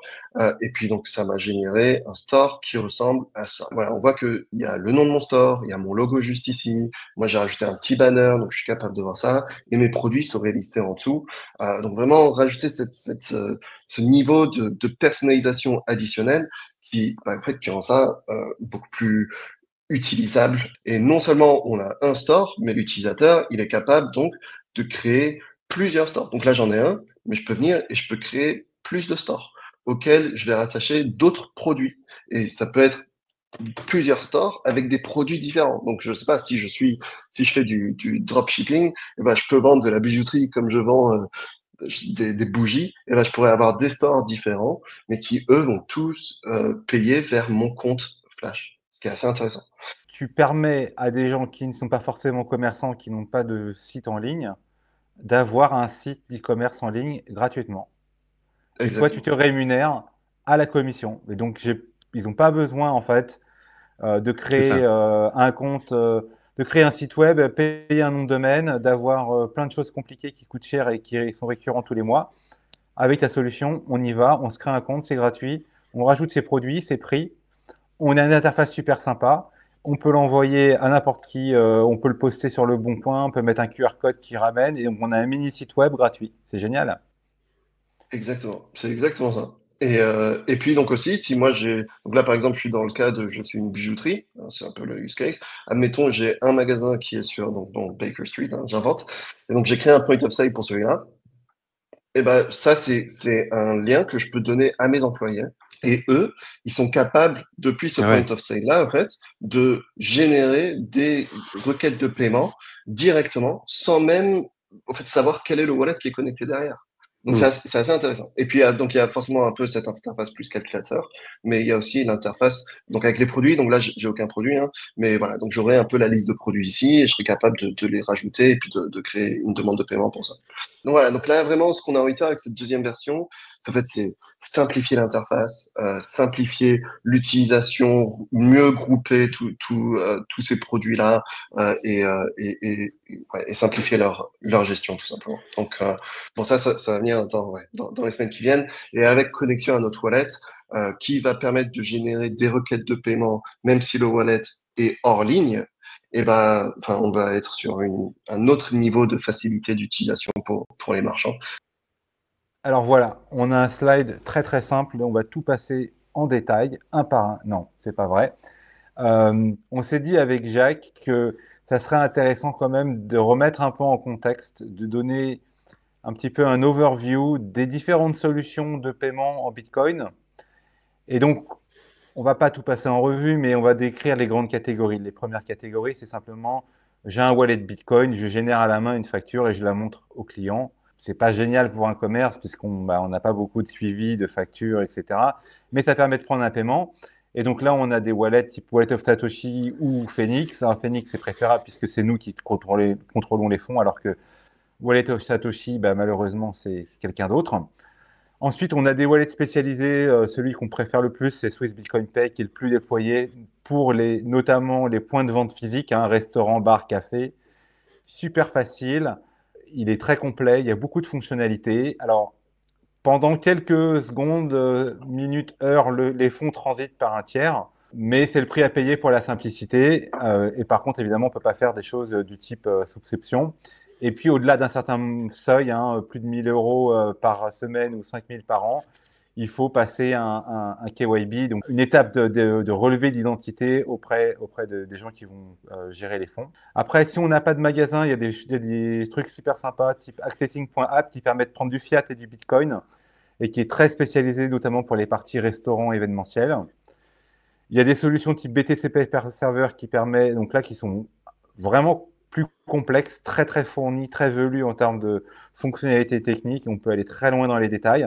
C'est vraiment la Rolls-Royce de fonctionnalité et complexité, les deux en même temps, mais on ne peut pas faire des subscriptions. On a des choses basiques, Zaprite, Musket, Opago. Donc là, c'est des boutons pour les sites web pour prendre les paiements, mais soit les fonds transitent par un tiers, soit il faut passer des étapes de vérification d'identité. Dans tous les cas, on ne peut pas faire des subscriptions. Et enfin, donc, il y a Flash, dont on a beaucoup parlé aujourd'hui, qui est très bien positionné, puisqu'on n'a pas besoin c'est assez simple, il n'y a pas besoin de passer des étapes d'identité, de relevé d'identité d'entreprise, il y a pas besoin, on peut faire des subscriptions. Ça marche sur Lightning. Je sais qu'avec le Bitcoin on-chain, donc pour des beaucoup plus gros montants, c'est quelque chose qui est super simple et qui arrive très bientôt. Donc, voilà le contexte. On vous montre un petit peu l'écosystème en général des solutions de paiement. Et pourquoi on est en jaune là sur vente physique et boutique en ligne? On va dire que aujourd'hui, avec la version qui est en prod de chez Flash, elle est vraiment géniale pour tout ce qui est e-commerce. Tu peux faire du physique, mais par rapport à un Swiss Bitcoin Pay, tu auras peut-être des options en moins. C'est une carte qui est déjà probablement obsolète puisque les choses changent tout le temps. La force aujourd'hui d'un Flash et son positionnement par rapport à un Swiss Bitcoin Pay, c'est vraiment sur la partie e-commerce où là où Swiss Bitcoin Pay sera vraiment génial pour du physique, alors qu'il peut aussi faire du e-commerce, mais chaque solution a un petit peu sa force. Ouais, si je peux aussi rebondir, donc nous forcément notre objectif c'est on veut être vert partout et généralement forcément puisque je pense qu'on a la possibilité de le faire et puis tel que nous on réfléchit à ça, c'est vraiment on a envie de se positionner tel que BTC Pay Server en termes de sécurité. Parce que justement, c'est franchement, je pense, une des seules solutions qui est capable de scale et de grandir de façon complètement self-custodial. Donc avec cette garde autonome. Par contre, voilà, BTC Pay Server, c'est plus compliqué. Pour commencer, c'est franchement compliqué, il faut presque une équipe IT, ou alors il faut utiliser un intermédiaire, et donc dans ce cas-là, autant utiliser quelque chose de plus simple. Et c'est là où, c'est ce marché-là, c'est un peu comme ça que nous, on a envie de se représenter aujourd'hui. Voilà, juste un contexte. Mais par contre, très très bon tableau, j'ai moi-même fait une copie d'écran. Là, on présente un tableau dans lequel Pierre a navigué avec une grande facilité, bien sûr. Non, ce tableau, il est génial, effectivement. C'est Ellie qui nous a pondu ça là, il y a 2 jours. La chose importante, c'est qu'effectivement, dans ces solutions, Swiss Bitcoin Pay, Accessing App, ça fait l'objet de 2 épisodes de Bitcoin for Business. Je crois que c'est le premier et le second. De manière générale, ce qu'on observe à travers ce tableau, c'est qu'il y a pas mal de solutions et ça, c'est un tout petit échantillon. Ce secteur des paiements sur Bitcoin, il explose littéralement. Et Ellie, nous, on a à cœur vraiment de faire en sorte que chacun puisse se repérer un petit peu. On n'est pas tous les jours, nous, branchés sur ce secteur. Ça va très, très vite. Et donc, on voulait saisir l'occasion de ta présence, Pierre, pour justement faire un petit peu le point, ou en tout cas nous repérer un petit peu dans cet univers en pleine expansion. Donc voilà, on peut reprendre les bases. Tu vois, moi, je suis pas du tout tech à la base, mais j'ai compris, et je pense que ça peut être un bon point de départ pour les personnes qui s'engagent un petit peu dans l'aventure Bitcoin et qui veulent bien comprendre de quoi il s'agit. Bitcoin, confirme-moi, c'est sur Internet, c'est le protocole d'échange de la valeur, au même titre qu'on a plein d'autres protocoles qui permettent d'autres échanges. Et en fait, cette notion de protocole, tu vois, pour le gars qui n'a pas étudié la tech, ça renvoie à pas grand-chose d'autre que peut-être un protocole diplomatique. Donc, un protocole, c'est quoi? C'est des règles, qui permettent de standardiser un petit peu un processus, c'est ça? Exactement. Je pense, l'exemple le plus facile ici, par exemple, c'est celui, donc SMTP, c'est celui des emails. Je trouve il est extrêmement simple parce qu'en fait, n'importe qui est capable de créer une interface qui permet de lire et échanger des emails. Et la raison pour laquelle on est capable de faire ça, c'est parce que il y a en fait un certain nombre de règles qui définissent ce qu'est un email. Et donc, il suffit de se connecter à ce réseau-là qui échange de l'information en suivant ces règles. Et puis tout à coup, on a une application telle que Gmail ou Outlook, comme tu l'as dans ce slide-là. Bah, c'est un concept que si on l'extrapole, il fonctionne pour toutes les autres technologies que tu as marquées ici dans le slide. Et c'est la même chose avec le Bitcoin. Donc le Bitcoin, c'est une monnaie, certes, mais c'est une monnaie qui repose sur donc une blockchain qui réellement, elle, est un protocole qui a des règles et chaque participant est d'accord sur ces règles-là et participe à l'écosystème en suivant les règles. Mais quand je dis des règles, c'est autour du protocole lui-même et comment fonctionne la blockchain elle-même, mais c'est aussi dans le monde des paiements autour du Bitcoin, c'est une transaction pour qu'elle soit acceptée par tous les portefeuilles qui existent. Eh bien, il faut qu'elle suive, tel un email, un certain nombre de champs qui sont remplis de la bonne façon, etc. Donc c'est ça, le point de départ, c'est ce protocole qui a été sélectionné, qui est largement plébiscité par le marché pour être l'ensemble des règles qui vont régir l'échange de valeurs sur Internet. Et là-dessus, on a ce qu'on appelle la couche Lightning, le réseau Lightning, qui est une couche de paiement qui permet d'avoir du paiement instantané sur Bitcoin, qui ne peut pas passer à l'échelle sur le paiement. C'est bien ça? Ouais, c'est ça. Donc, réellement, ce qui se passe, c'est que les transactions sur la blockchain Bitcoin sont un peu lentes, sont un peu chères, dépendant du réseau, bien entendu, c'est pas toujours le cas. Et donc, il y a des solutions qui sont créées. Lightning est la solution, on appelle ça une layer 2, une deuxième couche, en fait, qui est la plus acceptée pour l'instant, qui facilite ces paiements-là de façon beaucoup plus rapide, instantanée et gratuitement. Et nous, beaucoup de notre technologie se repose là-dessus, notamment. D'accord. Et donc là, sur cette diapo qui a été créée par River, ce qu'on voit, c'est qu'on a l'infrastructure, les processeurs de paiement. Bon, il y a les nœuds, bref, il y a tout ce qui est de l'ordre de l'infrastructure. Là, il y a les cas d'usage dont on voit qu'ils sont de plus en plus nombreux. Et puis, il y a une prolifération tout à fait impressionnante de wallets en tout genre qu'on va pas décrire là. Mais si je comprends bien, votre travail, vous, il s'inscrit dans ce bloc des processeurs de paiement. Et en fait, il présente la singularité de s'appuyer sur cette technologie Nostr Wallet Connect. C'est bien ça?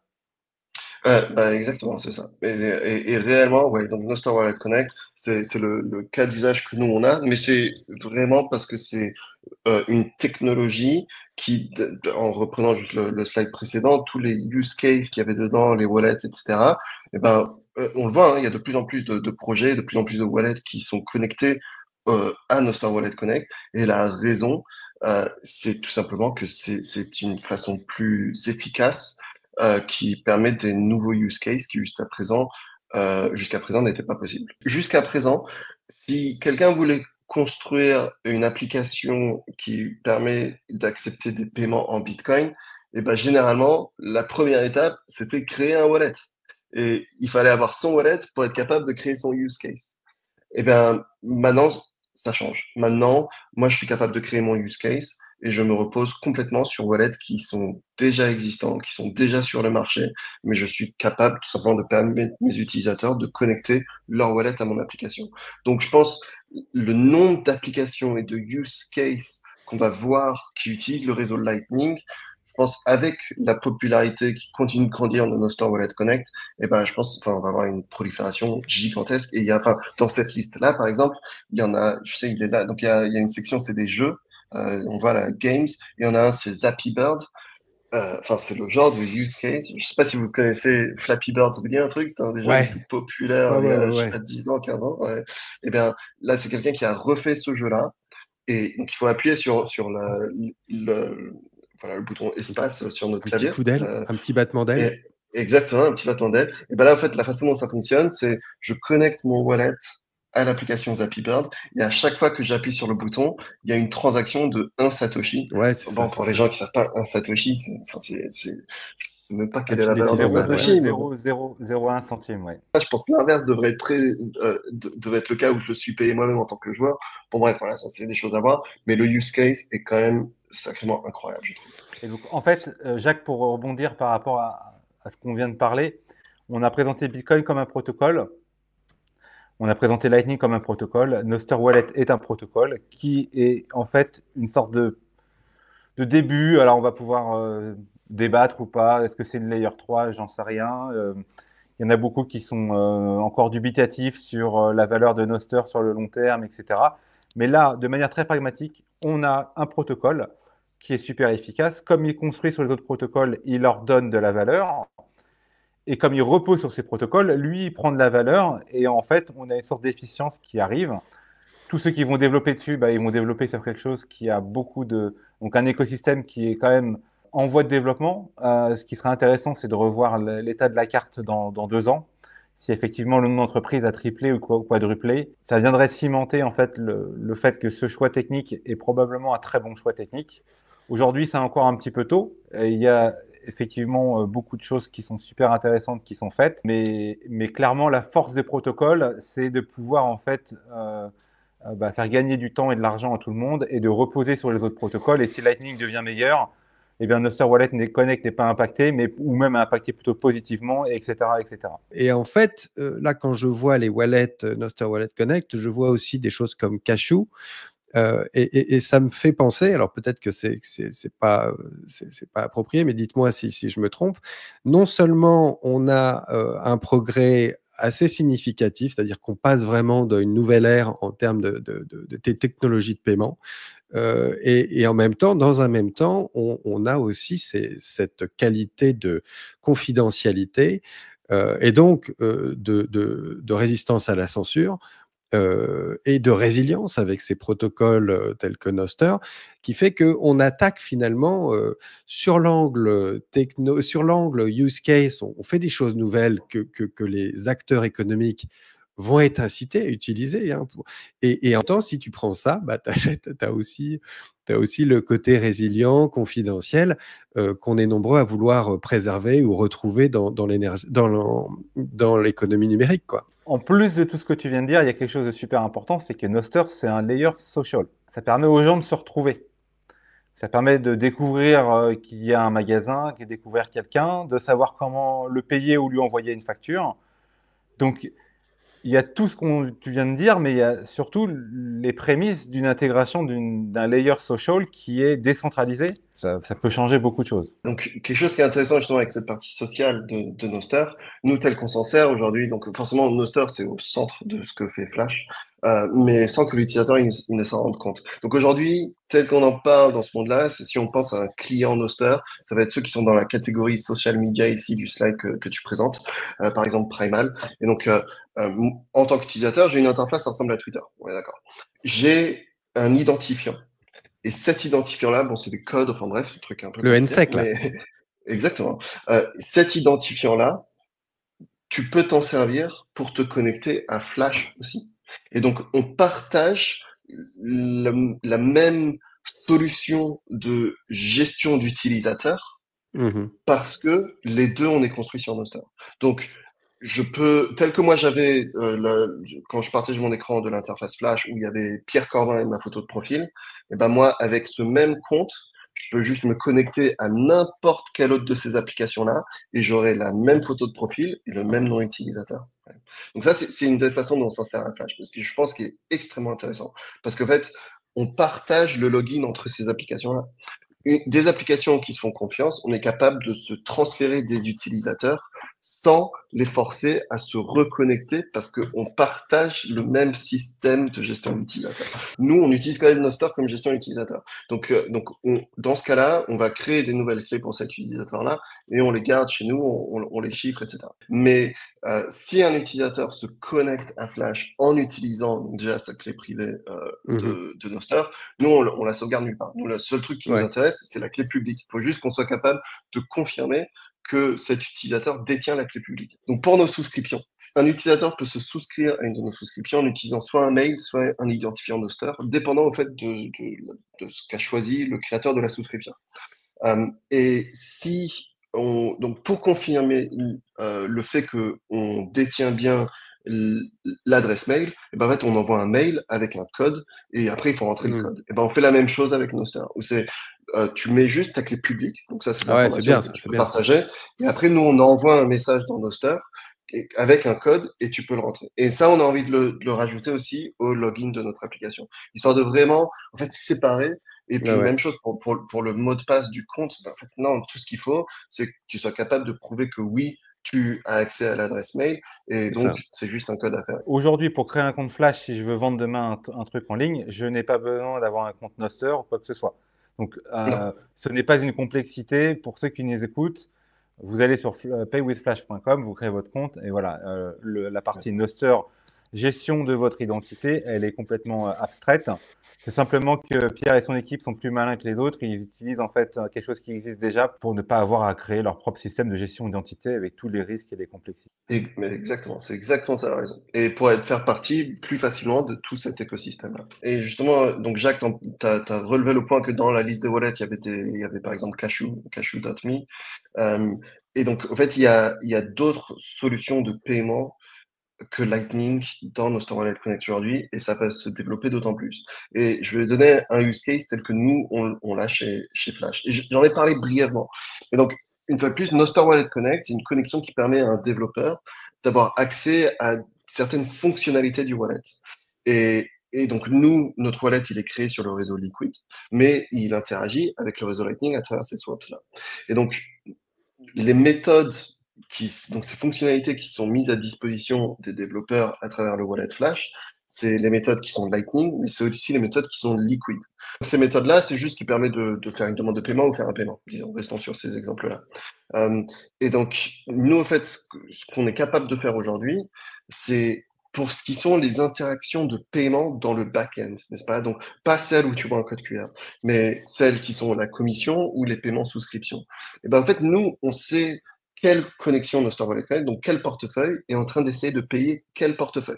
Et donc, on sait s'il a par exemple le réseau Liquid, on sait s'il a le réseau Lightning, et même chose de l'autre côté. Et ben donc, nous, en fait, on est capable de choisir quel est le réseau le plus efficace pour faire ce paiement à la place de l'utilisateur.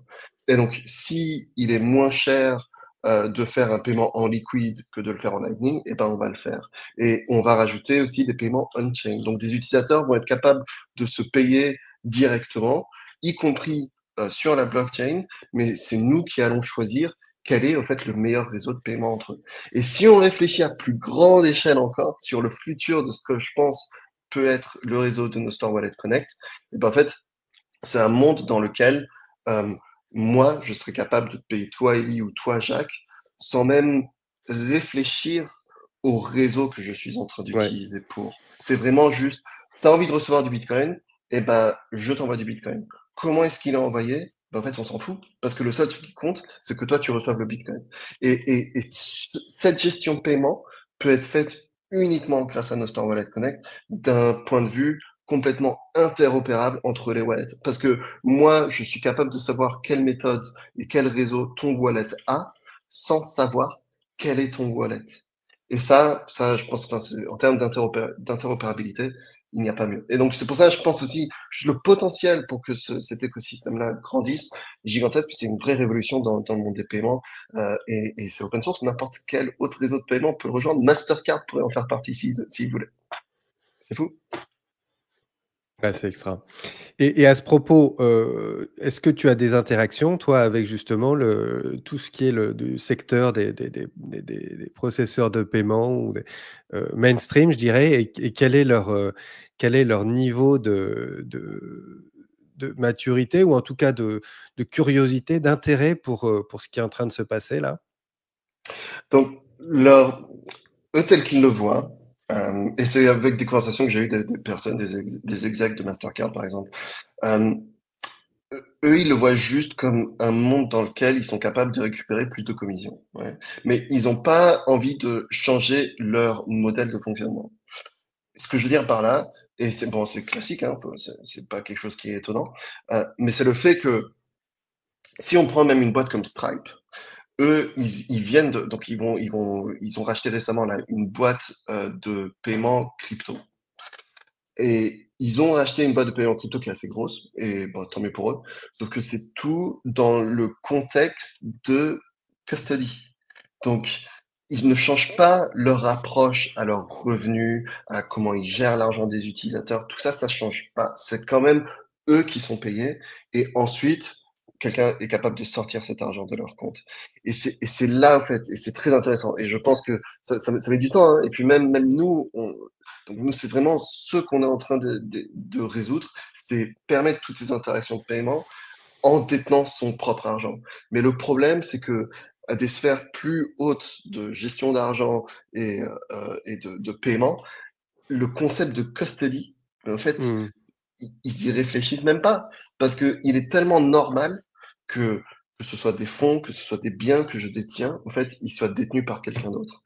Et donc c'est un shift gigantesque. Mais bon, je pense que c'est le genre de bataille sur le long terme qu'on va gagner parce que une fois de plus, si tu détiens pas les fonds des gens, t'as pas besoin de vérifier leur identité, t'as pas besoin de. Donc tu peux fournir le même service sans représenter de risque pour les utilisateurs et enfin, sans avoir ces éléments de friction et de vérification Hmm. Non, mais d'identité. c'est une très bonne nouvelle. Ça veut dire qu'ils ont rien compris à la disruption et simplement ils prennent leurs anciens modèles et ils essaient de l'amener sur la nouvelle infrastructure sans comprendre quel est l'intérêt de la nouvelle infrastructure qui est en fait de faire des paiements sans Mastercard et des paiements sans Visa. Et soit ils l'ont compris, ils essayent de retarder l'échéance, soit ils l'ont pas compris et ça va être le Ça, prochain Nokia ou Kodak. Ça me fait beaucoup penser à cette présentation, conférence d'Andreas Antonopoulos, inversion d'infrastructure. Je ne sais pas si tu la connais, Pierre, où il prend justement cet exemple de l'arrivée de la voice en IP, tu sais. C'est passionnant, effectivement, ces phases de disruption, là. Quelques questions rapides pour toi, Pierre. Alors, la première question, c'est quels sont les types de clients, surtout s'il y en a qui nous écoutent, que vous cherchez plutôt à chasser en ce moment, et puis ou des premiers clients, ou des premières références, ou des exemples dont tu souhaiterais nous faire part. C'est plus tourné aujourd'hui sur le e-commerce. Donc, des gens qui soit monétisent déjà en Bitcoin, mais ils veulent une solution qui est un petit peu plus lightweight, un petit peu plus facile à gérer et à installer, ou bien des commerçants qui ont envie de prendre ce pas-là et commencer à monétiser en Bitcoin. Je pense qu'il n'y a pas de meilleure solution et aussi complète que la nôtre. Donc aujourd'hui, avec Flash, vous fournissez toute l'infrastructure gratuitement et vous prélevez une commission de 1,5%. Est-ce que tu as en tête soit des évolutions, je sais pas, ça peut être différents tiers de ta politique de frais ou différents modèles économiques auxquels tu pourrais penser, tu pourrais même mettre ton produit en subscription, je sais pas. Un peu comme tout business, hein, ce qu'il faut être capable de faire, c'est créer un produit qui est suffisamment bon, qui fait que les utilisateurs ils viennent, mais ils restent, donc, notamment ils reviennent, n'est-ce pas? Et ça, pour nous, c'est être capable au fait de faire en sorte que les commerçants qui viennent chez nous, ils gagnent plus d'argent. Enfin, c'est l'objectif, n'est-ce pas? Il faut qu'ils soient capables de venir chez Flash et gagner plus d'argent grâce au fait qu'ils sont chez Flash. Et une fois qu'on a ce genre de profil-là, alors, qu'est-ce qu'on peut faire pour simplifier leur vie, mais vendre plus en même temps? Et donc, bon, en termes de la politique des frais, tel qu'on le voit, pour l'instant, c'est pas le cas, hein. C'est vraiment la vision sur le long terme, tel qu'on l'imagine. Ça va être pour des clients qui sont plus gros et qui ont un plus grand nombre de transactions, on peut aussi baisser les frais. Mais aussi, donc, un peu rajouter ce côté variable aux frais qu'on a. Mais aussi rajouter des fonctionnalités. Par exemple, aujourd'hui, nous, on ne génère pas et on n'envoie pas de facture aux utilisateurs. Ouais. Donc ça, c'est quelque chose que on a envie de rajouter. Et c'est, par exemple, si tu as un payment link ou une souscription, en fait, peu importe ce que ce soit, être capable d'envoyer, par exemple pour la souscription, donc chaque mois, envoyer une facture en même temps que tu envoies une confirmation à l'utilisateur en disant voilà, le paiement a été fait. Et bien, on envoie une facture, donc le lien vers un PDF, etc. Et ça, déjà de un, nous, ça nous coûterait plus cher, forcément, parce que c'est quand même un PDF qu'il faut générer, donc enfin, pour nos serveurs, ça représente plus de coûts. Et donc pour ça, on serait capable, par transaction, s'il y a une facture, rajouter 0,2% au coût de transaction. Donc ce genre s'il s'agit des frais, c'est comme ça qu'on réfléchit un peu au upsell.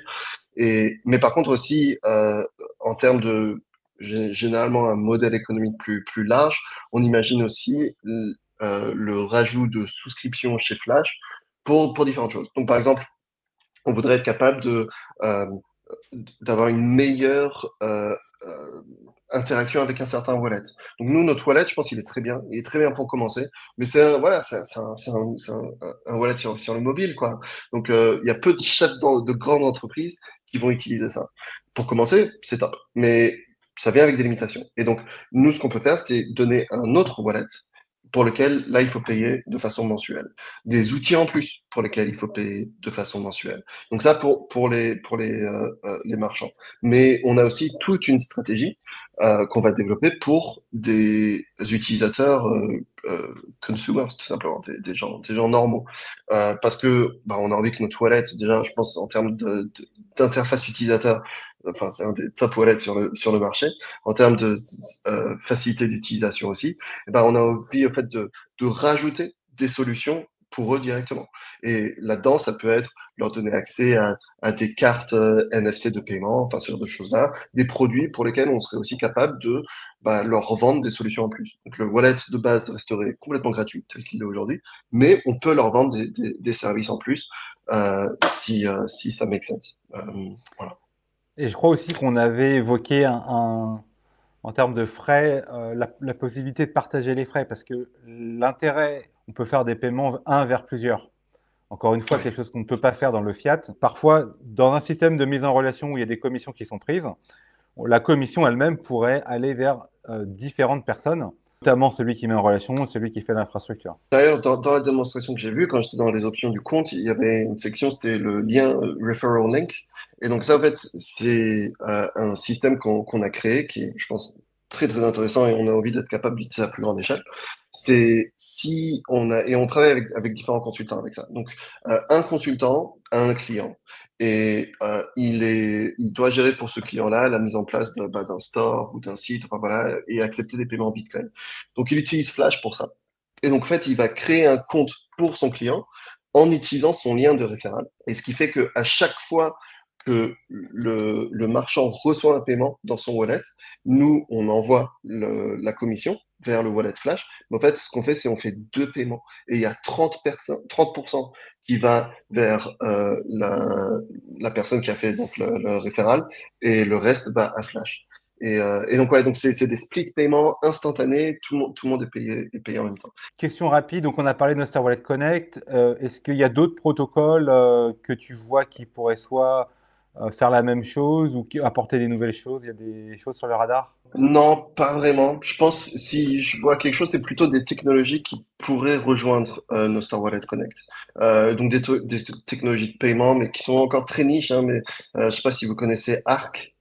ARK. Donc ça, c'est quelque chose qui est en train de gagner de la popularité puisque enfin, ça a l'air bien, ça a l'air franchement très, très smart comme c'est fait. Personnellement, je n'ai pas expérimenté avec, mais voilà, si c'est un écosystème qui vient à grandir, eh ben, je pense qu'ils auront tout intérêt à utiliser nos Store Wallet Connect, tel que a fait Cashew. Cashew, c'est assez neuf et ils gagnent de la popularité. Ils ont gagné beaucoup de popularité dans les 24 derniers mois. Et ben, c'est un de ceux qui ont aussi intégré nos Store Wallet Connect directement parce que ça, ouais, ouais, ça a beaucoup de use cases. Les avantages de Nostr Wallet Connect peuvent aussi être des inconvénients. Alors, pour être hyper clair, hein, donc pour utiliser ta solution, il faut que le marchand qui s'inscrit chez toi possède un wallet compatible Nostr Wallet Connect. Donc, on a parlé de Albi. Tu as le wallet Flash, donc il y a des choix. Mais le reste de l'infrastructure derrière de Nostr, est-ce qu'on peut rassurer les gens sur le fait que ça soit robuste et fiable? Est-ce que tu as un retour d'expérience en fait? Ouais, donc parce qu'en fait, réellement, la partie compliquée dans tout ça, c'est pas la partie Nostr Wallet Connect. Parce que Nostr Wallet Connect, c'est des messages qui sont envoyés.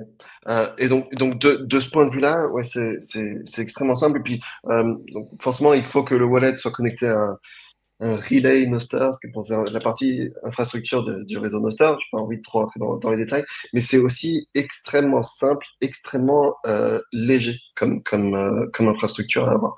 Et donc, enfin, pour vous dire, nous, on a un relay forcément chez Flash. Il tourne depuis 2 ans presque. Et on n'a jamais eu aucun problème avec. Dès qu'on a envoyé des events sur Nostr, ça a toujours marché. Donc, enfin, c'est très, très léger comme technologie. Et c'est uniquement ce point-là qui est rajouté au wallet. La partie compliquée dans la gestion des paiements, ça reste comment un wallet est géré. Et donc, la question de uptime, telle que nous, on l'a expérimenté jusqu'à présent, avec notre wallet, mais avec d'autres aussi, c'est pas un problème de Nostr Wallet Connect, c'est un problème de l'infrastructure du wallet directement. Et donc, si l'infrastructure du wallet, je sais pas, est momentanément inaccessible, alors le wallet ne sera pas accessible à travers Nostr Wallet Connect aussi. Ouais, tout à fait. Donc parfois on attend la facture, qu'elle s'affiche à l'écran et on ne sait pas pourquoi. Et en fait, c'est pas forcément Nostr Wallet Connect, c'est plutôt en fait des problèmes de, on va dire, end-to-end, notamment qui viennent de l'infrastructure du wallet. Tout à fait. C'est ça, c'est ça. Est-ce que tu as beaucoup de questions parmi tes prospects, tes clients, pour ceux qui veulent pouvoir donc faire convertir leur Bitcoin vers du fiat, hein, vers de l'euro? Il y a des commerces qui, je pense, seraient intéressés parce que avec Bitcoin, ils peuvent vendre sur Internet, notamment dans des zones géographiques très éloignées, vers une population qui pourrait qui pourrait toucher, qui pourrait pas toucher aujourd'hui grâce à Bitcoin. Mais si ce commerçant-là, il veut ressortir vers du fiat, est-ce que voilà, qu'est-ce que tu fais comme réponse et qu'est-ce que tu as des choses dans les cartons? C'est normal, je comprends, surtout juste une question de gestion de trésorerie. Bon, pas tout le monde a envie de garder du Bitcoin, donc c'est normal. Aujourd'hui, ce qui est capable d'être fait, en fait, ça dépend du wallet. En fait, c'est aussi simple que ça. Nous, on a envie, et c'est très important pour nous, c'est le concept de on ne touche jamais l'argent de l'utilisateur et on n'a pas besoin de vérifier l'identité de l'utilisateur. Ça, c'est vraiment, c'est la partie qui est au cœur de Flash. Et ça, on n'a pas envie de le changer.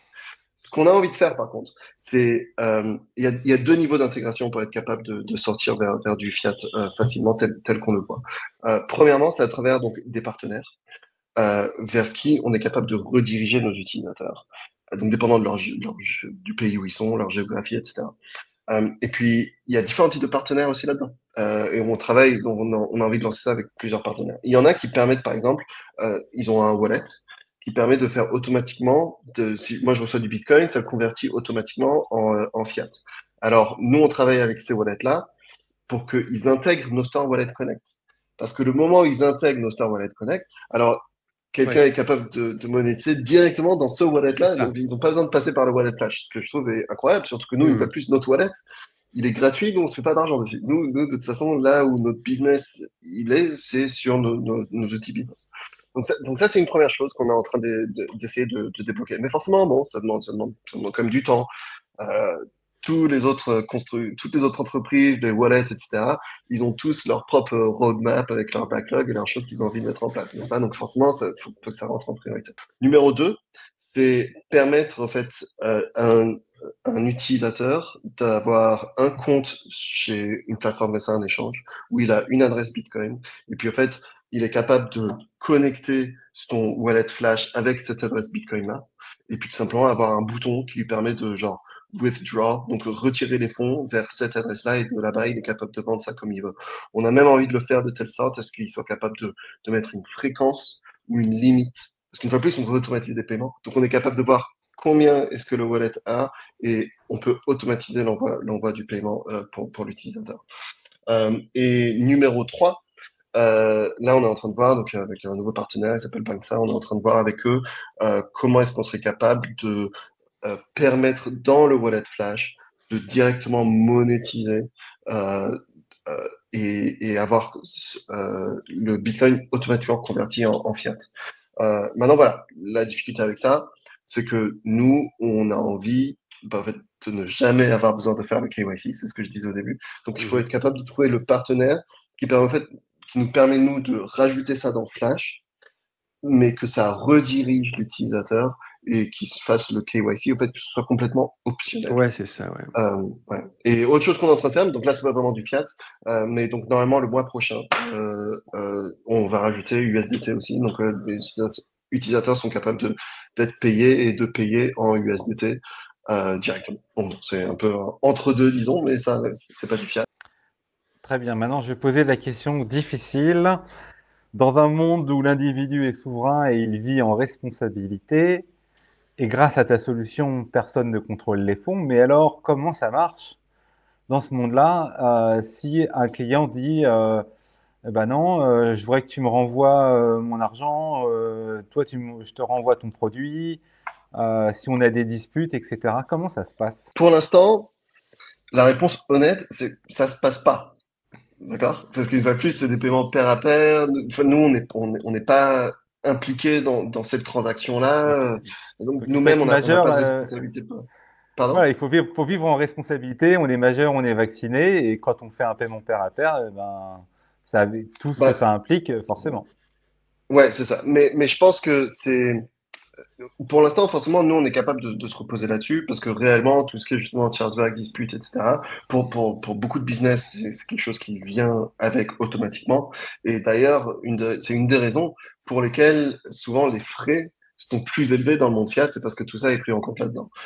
Nous, pour l'instant, voilà, on gère pas ces choses-là. La question du commerçant que je vois venir, c'est OK, je me suis mis d'accord avec le client, je l'ai remboursé, mais est-ce que Flash va me rembourser ça comme? Bah donc, et c'est là où je pense beaucoup de ces sujets-là, en fait, c'est du process, plus qu'autre chose. C'est avoir des process et les avoir mis en place. Je pense qu'il existe des solutions technologiques aussi pour ça, mais elles sont pas encore dans cet écosystème-là. Nous, on a envie de les développer. Mais donc, un exemple. Euh, Aujourd'hui, moi, une des façons enfin, que j'ai d'acheter ou de vendre du Bitcoin, c'est à travers l'application qui s'appelle Pitch Bitcoin. Ouais. Et eux, ils utilisent en fait un système multisig. Et donc, c'est uniquement après que les deux côtés ont confirmé avoir Mhm. reçu ou enfin échangé les fonds que les fonds sont réellement débloqués. Et ben, je pense que ça, c'est le genre de solution qui pourrait être envisageable pour nous aussi. Mais bon, voilà, c'est des technologies qui existent aujourd'hui au niveau de la blockchain, donc Bitcoin, qui est vraiment la vraie source de vérité, n'est-ce pas? Et je pense que tel qu'on le voit avec le reste des choses, c'est une technologie qui va découler vers les technologies que nous-mêmes on utilise. Et dans ce cas-là, on sera capable de s'en servir et j'espère résoudre ce genre de problème-là. En attendant, je pense que ça va être ouais, du process et être capable d'être un facilitateur dont la résolution de conflits qu'il peut y avoir avec leurs clients. Mais voilà, une fois de plus, c'est du pair à pair. Nous, on n'est pas impliqué dans la transaction directement. Donc, bon, c'est un peu, on est limité dans ce qu'on est capable de faire aussi aujourd'hui. Dernière question, est-ce que vous avez des demandes, des gens qui voudraient, des entreprises peut-être plus grosses, qui voudraient en fait prendre votre solution, mais l'intégrer de manière personnalisée dans un workflow business, notamment avec différents rôles et différents utilisateurs? J'imagine que c'est très tôt, mais je pose quand même la question. C'est Ouais, peut-être quelque ouais. chose auquel Non, non, vous bien avez sûr. pensé. Ouais, ouais. Donc on a plusieurs entreprises qui nous ont contactés pour des solutions. Franchement, pour eux, il est de toute façon très tôt. C'est vraiment eux, ils réfléchissent à un use case et ensuite ils vont aller voir leur liste de clients qui sont aussi des grandes corpos pour essayer de leur vendre cette idée-là.